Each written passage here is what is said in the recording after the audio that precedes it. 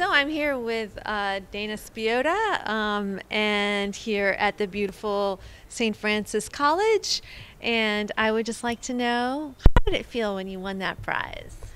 Well, that's such a good question, Deb. And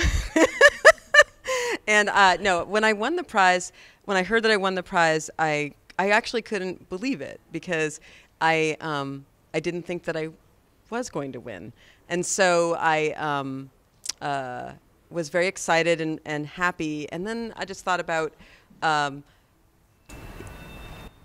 having other writers, it's always the most powerful thing when other writers give you recognition for your work, I think. Especially the judges here were all writers I respect.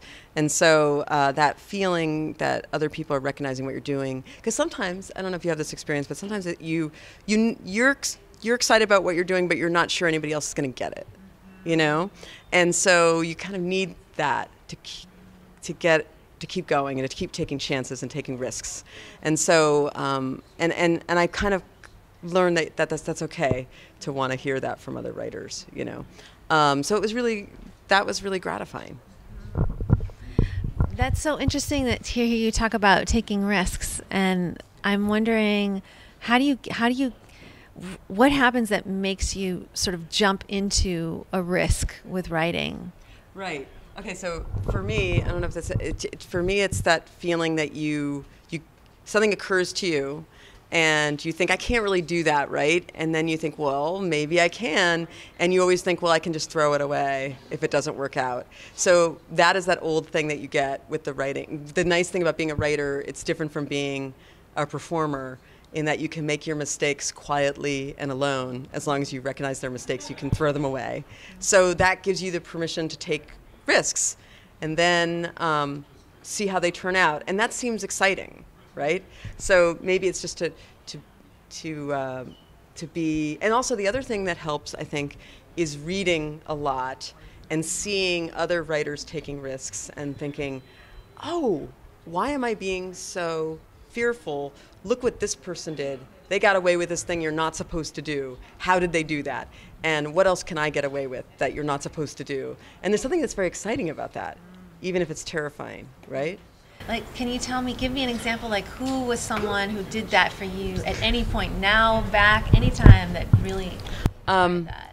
I teach Ulysses, and every 3 years I teach it at the MFA in Syracuse.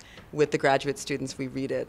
And it's a book that really gives me permission to be wild, to try different formats, to be playful. And that was that's a liberating book. It should be an intimidating book. I should think like you should just put your pen down and say, what can I say after this, right? But instead, I just think there's so many more possibilities, and you get so caught down into the kind of a narrow channel of what's allowed.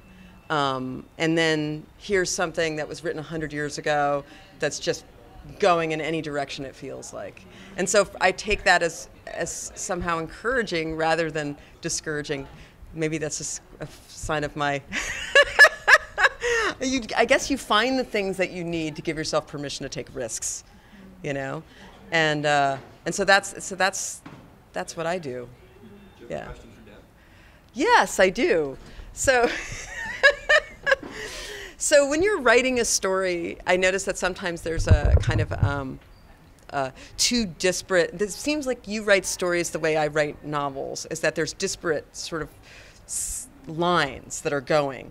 And so this weird tension comes in how are they going to connect to one another. Do you think, how is writing a novel different from writing a story for you in terms of that, like formal stuff and structural stuff? You seem like a novel-y kind of short story writer to me. Yeah. Does that make sense? Yeah, absolutely. And I think that I am. I think that wasn't it Grace Paley who said that every story has to be two stories? Oh, did she say that? Yeah, She's so smart. Isn't she she so smart. brilliant? See that? Yeah. Exactly. Okay. So I think that what happens a lot is that I'm writing a story, and then I think that it's incredibly boring, So you've got to like bring with- something else in. So then, yeah, to sort of up the tension, and also Where does I that like come from usually? Where does that other thing come from? It just pops into your head, or while you're reading it, it comes to you, or what?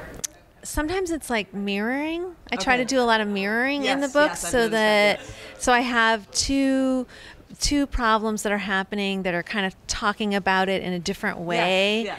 and sometimes Like a version. of it, yeah. And one might be more kind of national, or Right, and right. then one is more sort of personal. I mean, I guess I try to have several layers of conflict. Like I try Right. to have like existential conflict, Internal and external.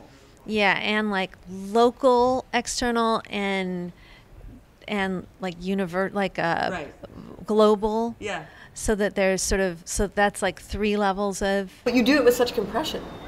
I do it with compression. I do. I was a Lishian kind Yeah, of. I'm yeah. brought up in that sort of thing. Yeah, And so I was a Lish student. Did you know that? I did not Yeah, know that. yeah. We're That talking makes about Gordon sense. Lish. We're talking about Gordon Lish.